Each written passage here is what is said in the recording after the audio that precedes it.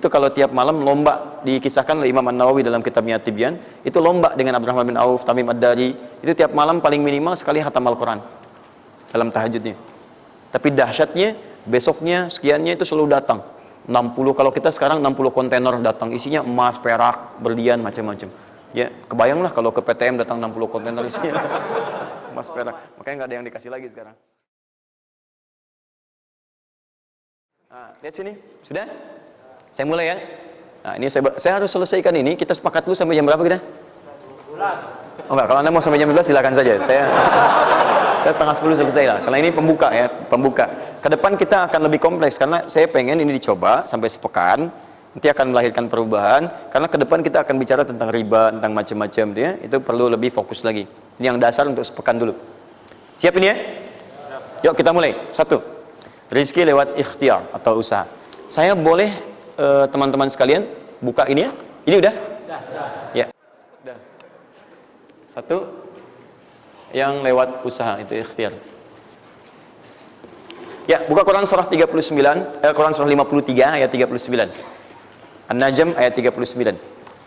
Wa allaysa lil insani illa ma sa'a. Wa allaysa lil insani illa ma sa'a. Wa allaysa lil insani, bahkan setiap manusia itu, awas, illa ma sa'a, akan mendapatkan rizki, akan mendapatkan hasil dari apa yang telah ia usahakan dengan sungguh-sungguh. Jadi kalau Anda ingin mendapatkan apapun, mau dapat pahala, dapat rizki, dapat ini, dapat itu, maka semua bergantung yang pertama pada tingkat kesungguhan usaha Anda. Usaha yang serius, yang sungguh-sungguh disebut dengan sa'a, yas'a, sa'yan. Sa'a, yas'a, sa'yan.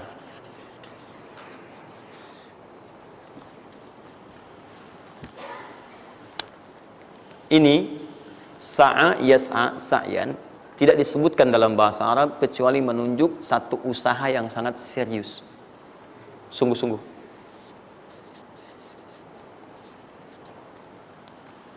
Rizki yang pertama ini sifatnya kata Al-Quran, langsung Allah yang menyampaikan. Kalau Anda mau mendapatkan rizki itu, baik yang sifatnya materi, uang, rumah, mobil, pakaian, makanan dan sebagainya, maka Anda mesti serius usaha. Usaha yang serius. Saya belum bicara bagaimana cara usahanya, tapi Quran ingin membangun komitmen dulu. Anda mau usaha enggak? Anda usaha, saya kasih kata Allah. Jadi kalau Anda enggak usaha, enggak akan turun rezeki. Ya, enggak ada rezeki turun dengan cuman diam aja, enggak ada. Anda mesti usaha. Saat saya berada di Mesir, ada 2 mahasiswa itu saling, mereka paham Quran. Mereka diskusi ingin membuktikan kebenaran Quran. Yang satu cara berpikirnya benar, yang satu keliru. Yang satu berkata, Allah kan sudah jamin rezeki kita akan diberikan, ya kan? Sampai kita wafat sempurna rezeki. Jadi nggak nyari pun pasti dikasih. Cara berpikirnya seperti itu. Ini yang dipakai oleh orang liberal sekarang. Nah, maksudnya logika semacam ini. Yang satu lagi berkata, memang Allah kasih, cuman kita mesti usaha. Dia sebutkan beberapa ayatnya. Yang satu bertahan dengan pendapatnya, dia ingin buktikan, saya masuk nanti ke masjid. Kalau di Timur Tengah itu suka ada zawiyah, tempat-tempat khusus untuk ibadah. Dia masuk ke dalamnya, sembunyi di belakang meja.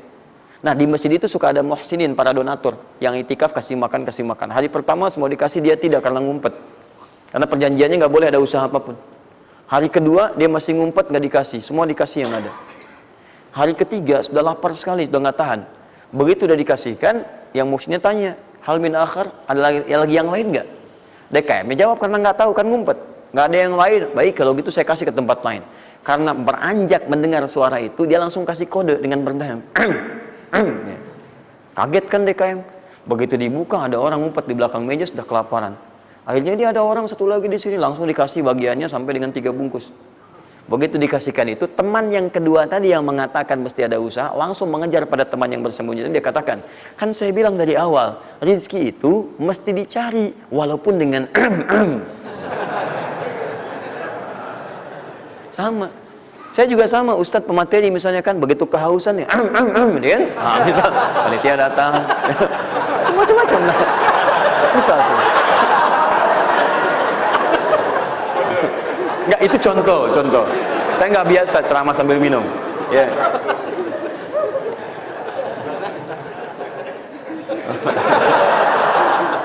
Jelas ya? Nah, jadi prinsip yang pertama, kita harus punya komitmen yang kuat dengan Allah. Kata Allah, kerja ya kerja. Kata Allah, usaha ya usaha, jangan diam. Di usaha itu sepanjang keluar yang disebut usaha dari dalam tubuh kita, kaki melangkah, tangan bergerak gitu kan, kemudian mulut berbicara, bersuara, atau telunjuk menunjuk aja, ada usaha, rezeki turun. Apa butuh pembuktian lagi? Tuh lihat di beberapa belokan-belokan tuh, cuman orang begini aja, prit, 1.000, makasih Pak, 2.000, makasih bos, ya kan, 5.000, paman. Om. Wah, jelas ya, paham ya? Nah, ini yang pertama, usaha yang serius. Nah, ini langsung dicontohkan oleh Allah. Bahkan kalau Anda serius, nah perhatikan, ini jejaknya langsung ditemukan dan diabadikan dalam Al-Quran. Ada beberapa tahapan yang mesti kita tahu. 1, 2, 3. Perhatikan cara keseriusan yang digambarkan dalam Al-Quran. Teman-teman, kalau saya sebutkan sa'ah dalam Al-Quran, mungkin agak banyak kita mencarinya, butuh energi. Tapi kalau saya ilustrasikan begini, antum insya Allah akan lebih cepat menemukan. Kalau kita haji atau umrah, kemudian ada ritual setelah tawaf, namanya apa? Sa'i. Apa itu sa'i? Tuh kan, lari-lari kecil. Kalau lari-lari besar, maraton. Kan sudah saya tuliskan di atas. Sa'i itu kan dari sini tulisannya. Ya, dari mana sa'i itu?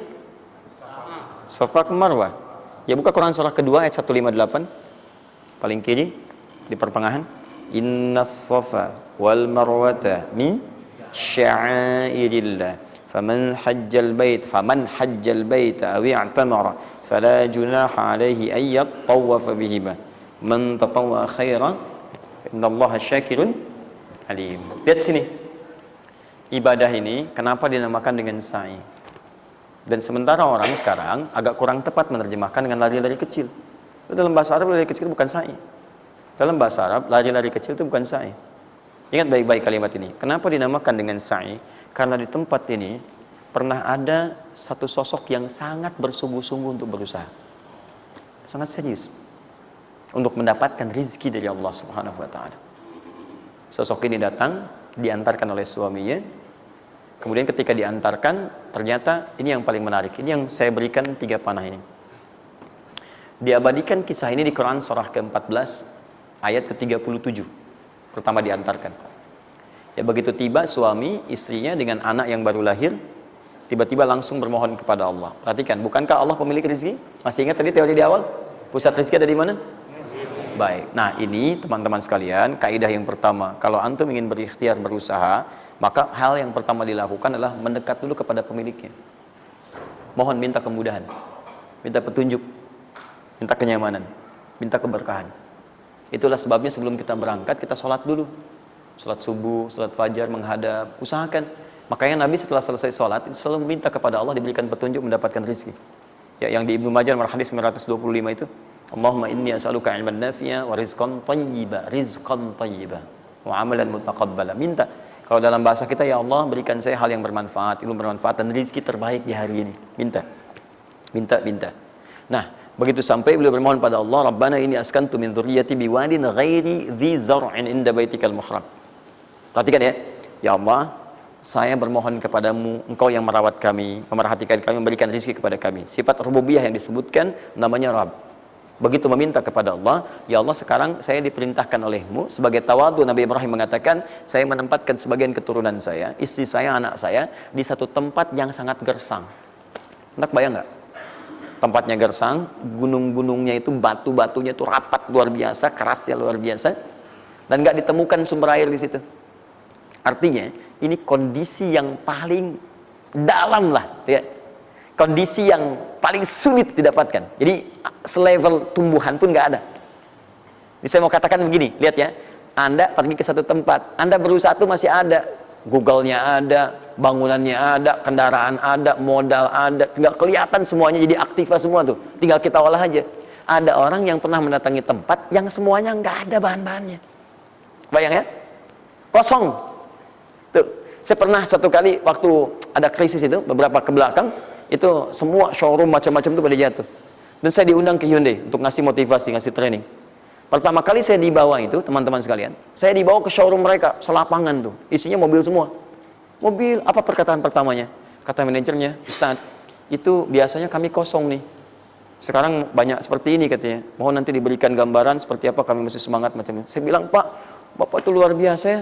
Tahu nggak Pak, orang yang pertama kali menemukan mobil, jangankan mobil begininya, bahannya aja susah nyarinya. Masuk kemudian ke showroom aja nggak ada, di belakang rumahnya cuma otak-atik cari bahan macam-macam, jadi yang sederhana. Ya dari situ aja jadi mobil. Bapak sekarang udah ada mobilnya, tinggal dipasarin aja.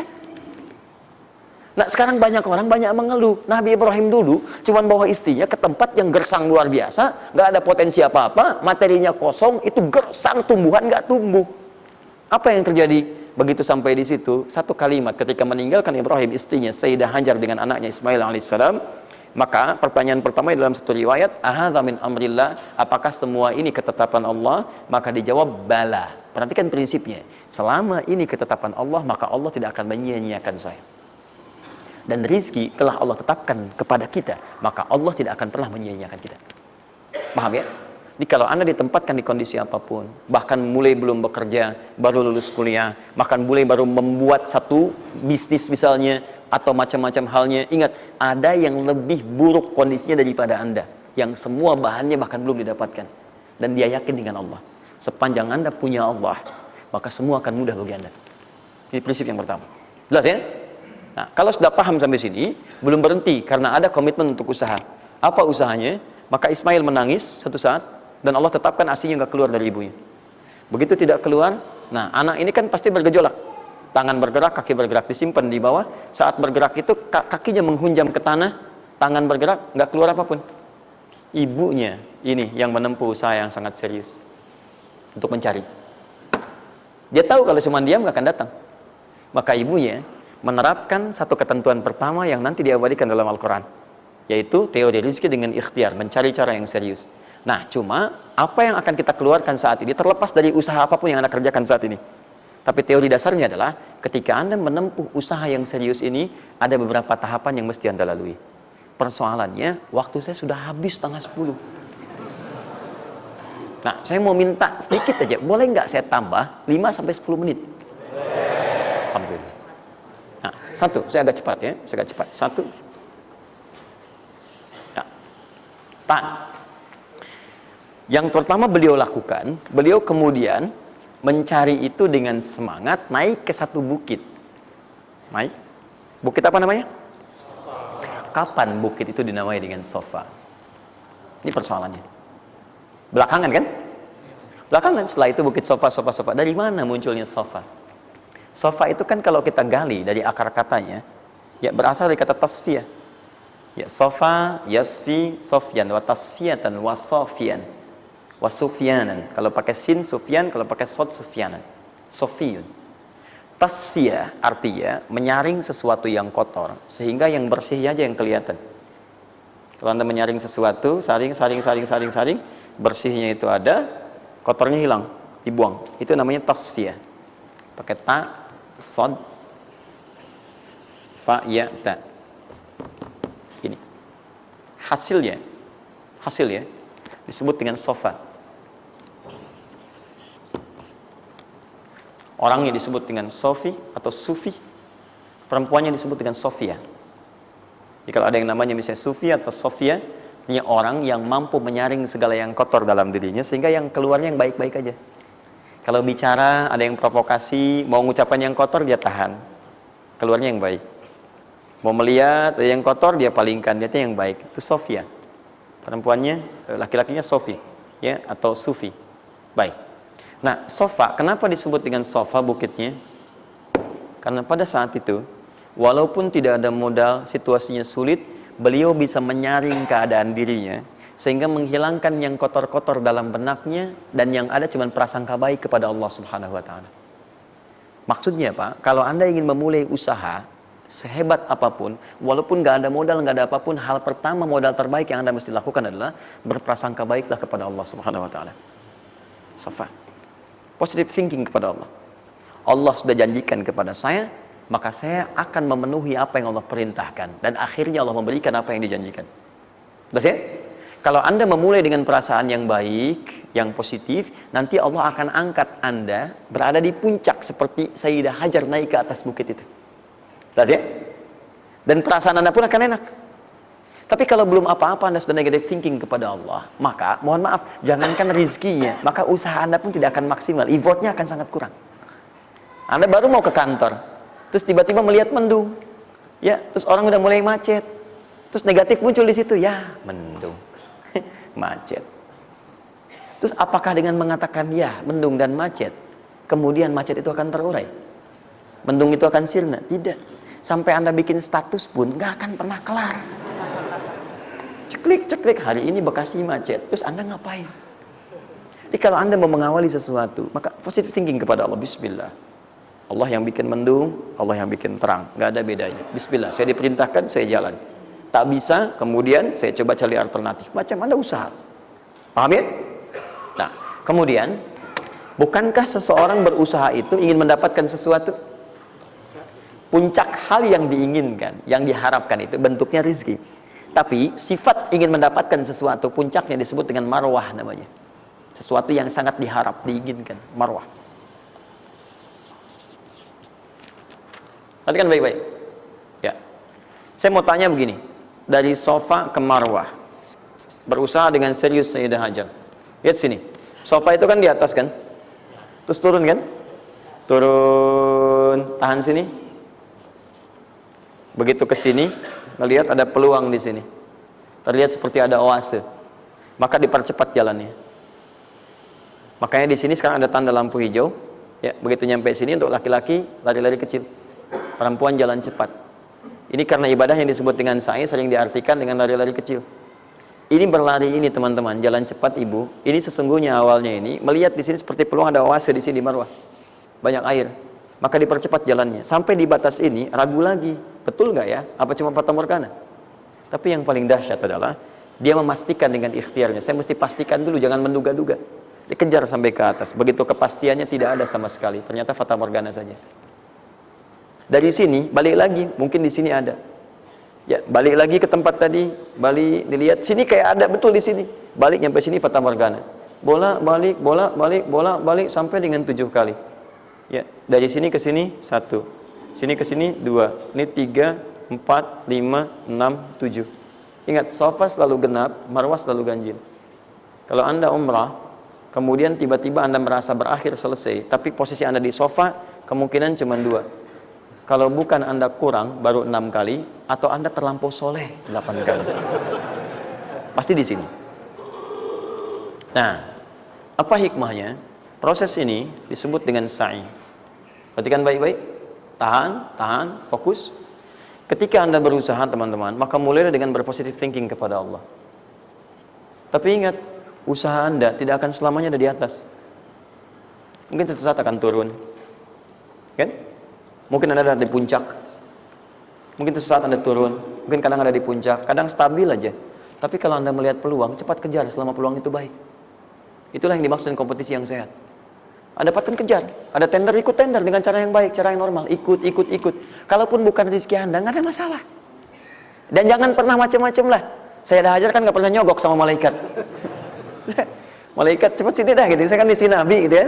Kau minta apa saya kasih, kan nggak pernah. Ya biasa aja bolak-balik. Ya walaupun mungkin ketika Anda kejar itu bukan bagian Anda, mungkin cuma fata morgana, nggak ada masalah. Saya kasih rahasia besarnya. Sepanjang Anda betul-betul ikhtiar dilakukan karena Allah, maka perhatikan baik-baik.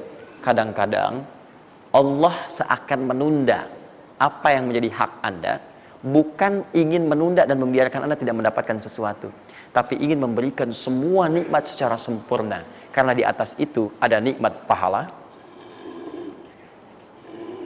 ada nikmat doa, ada nikmat istighfar, ada nikmat usaha, dan nikmat hasil yang tiada terputus. Tidak terputus. Lihat sini. Kalau antum sehari berusaha, nggak dapat apa-apa. Memang, mohon maaf, hasilnya belum dapat diraih. Belum dilihat tuh. Tapi bukankah pada saat itu, doa antum akan bertambah? Bukankah malamnya salatnya nambah? Tahajud? Bukankah di situ kadang-kadang kita istighfar, ya Allah, Teman-teman, bukankah istighfar menggugurkan dosa? Bukankah berdoa menambah harapan, mengakumulasikan sesuatu? Bukankah tahajud menambah pahala lagi? Kadang-kadang yang diinginkan oleh Allah pertama kali bukan dunia dulu. Ketika Allah mencintai seorang hamba, dia akan berikan pahala akhirat dulu. Karena dunia itu sifatnya sementara. Hei fulan, kamu kemana aja? Kemarin kamu jauh dari saya, baru sekarang kamu pikir dekat dengan saya. Saya nggak pengen kasih dunia dulu, dunia itu kecil. Kalaupun di seekor sayap samuk sebelahnya, sebelah sayap nyamuk ada dunia itu ada nilainya, saya kasih buat kamu deh, nggak ada nilainya. Ya, karena itu saya ingin kamu akhirat sempurna dulu. Saya ampuni dulu dosa-dosa kamu yang kemarin. Begitu sudah diampuni, hari kedua istighfar lagi diampuni, saya kasih pahala yang banyak. Begitu pahala udah dapat, dosa udah diampuni, baru dunia diakumulasikan. Karena hukum dunia itu, kalau antum usaha akan terus diberikan. Jadi nggak ada yang nggak dikasih. Jadi kalau antum sehari bekerja ini, kelihatannya nggak dapat apa-apa. Bukan nggak dapat apa-apa, disimpan untuk diakumulasikan. Nanti dosa antum tuh udah hilang, amalan udah banyak, antum dapat banyak. Kadang-kadang nggak sadar kalau saat dapat banyak itu sebetulnya itu hasil usaha antum sebelumnya. Itu teorinya begitu. Ya, jadi nggak ada yang nggak dapat apa-apa, semua akan dinilai. Sepanjang antum bergerak dikasih, dan antum buktinya hidup juga. Sampai ke hari itu kan masih hidup, bisa makan juga di hari itu, bisa beraktivitas juga, sehat juga dan sebagainya. Belum dapat apa. Makanya kata Nabi, yang hari itu ada makanan, dia orang kaya sebetulnya. Kalau besok masih ada lagi, kaya banget. Antum sampai sebulan masih ada cadangan. Kenapa kita mesti berkeluh kesah? Dan belum tentu hidup juga sampai besok. Yang tuh mau ngumpulin apa? Nah, maka prinsip yang terbaik adalah ketika antum berikhtiar, ikhtiar usaha yang maksimal. Tapi jangan khawatir kalau antum kerja sehari nggak dapat, 2 hari belum ada usaha. Jangan khawatir teman-teman sekalian. Rumus yang mengatakan semua ketika badan bergerak, maka rezeki dituliskan untuk keluar. Tapi kadang-kadang ada yang Allah inginkan lebih besar dari apa yang Anda harapkan. Apa yang Allah harapkan, ikutkan ke situ, maka Anda akan mendapatkan akumulasi bagiannya. Itu yang dilakukan oleh Sayyidah Hajar. Begitu beliau kemudian naik ke Marwah, nggak dapat, naik ke Safa, nggak dapat. Apa pernah tertuliskan dalam riwayat sedikit aja Sayyidah Hajar mengeluh? Tunjukkan kepada saya kitab mana yang pernah menunjukkan riwayat ketika bolak-balik itu, kemudian Sayyidah Hajar berkata, ya Allah, saya kan istri Nabi, saya kesini memenuhi perintahmu, ya Allah, ini udah capek, kenapa belum turun juga? Pernah nggak? Kedua, ketiga, keempat, kelima, sampai ke yang ketujuh. Begitu sampai di Marwah, baru kemudian diakumulasikanlah itu. Apa yang terjadi? Ibunya yang usaha bolak-balik. Akhirnya keluar dari mana? Anaknya, kakinya kemudian menghentak lagi. Tiba-tiba keluar air dari situ. Pertanyaan saya, ibu yang lebih tahu di belakang. Kan kalau anak itu sedang haus, pasti tangan kakinya bergerak kan? Kenapa saat pertama disimpan bergerak, airnya keluar? Sudah 7 kali bolak-balik, baru air keluar. Silakan lihat riwayatnya. Pada hentakan itu, ketika 7 kali ibunya bolak-balik, malaikat mengepakkan sayapnya. Itu yang menghantam air dan keluar air. Malaikat yang ditugaskan Allah memberikan rezeki namanya Mikail. Itu ada di Quran surah kedua ayat ke-98. Ya, man kana aduwwan lillahi wa malaikati wa rusuli wa jibril wa mikail. Mikail. Di antara tugas Mikail oleh Allah ditugaskan untuk memberikan rezeki. Yang paling menarik, perhatikan baik-baik. Begitu airnya keluar, ibunya sedang di Marwah, sedang berdoa nih. Makanya kalau sa'i di sofa ngadep ke kiblat berdoa dulu, ke Marwah ngadep ke kiblat berdoa dulu. Begitu sedang berdoa nyampe ke Marwah yang ke-7, anaknya lebih kencang menangisnya. Ibunya mendengar suara nggak biasa, dikejar ke sini. Begitu kejar ada air. Apa kata ibunya? Lihat kalimatnya. Zam. Ibunya tidak mengatakan ijma, tapi zam. Zam itu artinya kumpul jangan berhenti, kumpul jangan berhenti, kumpul jangan berhenti. Sampai sekarang air itu tidak pernah berhenti. Perhatikan bagaimana akumulasi pekerjaan seorang ibu yang sangat serius menghasilkan rezeki bukan hanya untuk dirinya, untuk anaknya, cucunya, cicitnya, dan berganti generasi sampai kita sekarang. Kita aja ke zaman Nabi Muhammad, itu teman-teman sudah lewat 15 abad. Nabi Muhammad ke Nabi Ismail 29 generasi. Satu generasi bisa ribuan tahun. Nabi Muhammad ke Nabi Musa aja 2000 tahun, ke Nabi Isa 600 tahun. Sekarang ke Nabi Ismail 29 generasi.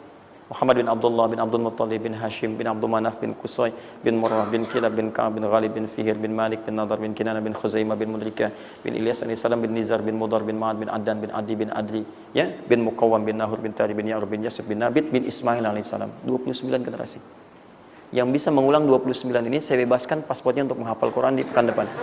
Silakan. Boleh, silakan. Tapi kalau salah satu tambah 1 ayat. Jelas? Terakumulasi. Maka boleh jadi Kita berusaha bekerja, sehari belum dapat, 2 hari dagang belum dapat, tenang. Begitu antum 3 hari, tiba-tiba dagangan diborong habis. Itu sebetulnya usaha antum yang sebelumnya. Tapi antum dapat bonus ampunan dosa, pahala, macam-macam. Maka jangan mengeluh. Dan jangan pernah antum sekali-kali, awas ya, awas, mengeluarkan kata-kata yang seakan-akan Allah menghentikan rezeki antum. Maka disitulah kesulitan paling sulit akan antum awali. Ya Allah, apa engkau nggak sayang dengan saya? Saya perlu usaha apa lagi? Kenapa belum diberikan juga? Dan sebagainya. Itu kadang-kadang membuat seseorang kalau sudah kehilangan arah seperti itu sampai meninggalkan agamanya, itu yang paling fatal. Paham ya? Keluarkan. Tidak usah mikir, nggak usah macam-macam. Dah, 2,5% keluarkan. Itu 2,5% itu paling minimal. Kalau mau 5% keluarkan. Ingat rumusnya, kenapa disebut zakat?